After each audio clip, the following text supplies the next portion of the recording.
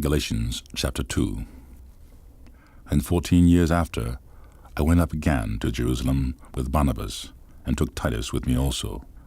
And I went up by revelation, and communicated unto them that gospel which I preach among the Gentiles, but privately to them which were of reputation, lest by any means I should run or had run in vain. But neither Titus, who was with me, being a Greek, was compelled to be circumcised, and that because of false brethren unawares brought in, who came in privily to spy out our liberty, which we have in Christ Jesus, that they might bring us into bondage, to whom we gave place by subjection, no, not for an hour, that the truth of the gospel might continue with you. But of these who seemed to be somewhat, whatsoever they were, it maketh no matter to me, God accepteth no man's person. For they who seemed to be somewhat, in conference added nothing to me. But contrariwise, when they saw that the gospel of the uncircumcision was committed unto me, as the gospel of the circumcision was unto Peter, for he that wrought effectually in Peter the apostleship of the circumcision, the same was mighty in me toward the Gentiles.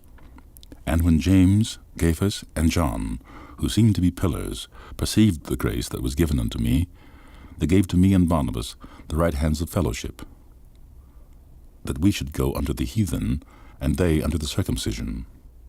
Only they would that we should remember the poor, the same which I also was forward to do. But when Peter was come to Antioch, I withstood him to the face, because he was to be blamed. For before that, certain came from James. He did eat with the Gentiles. But when they were come, he withdrew and separated himself, fearing them which were of the circumcision. And other Jews dissembled likewise with him, insomuch that Barnabas also was carried away with their dissimulation. But when I saw that they walked not uprightly according to the truth of the gospel, I said unto Peter before them all, If thou, being a Jew, livest after the manner of the Gentiles, and not as do the Jews, why compellest thou the Gentiles to live as do the Jews? We who are Jews by nature, and not sinners of the Gentiles. Knowing that a man is not justified by the works of the law, but by the faith of Jesus Christ, even we have believed in Jesus Christ, that he might be justified by the faith of Christ, and not by the works of the law. For by the works of the law shall not flesh be justified. But if, while we seek to be justified by Christ, we ourselves also are found sinners, is therefore Christ the minister of sin? God forbid.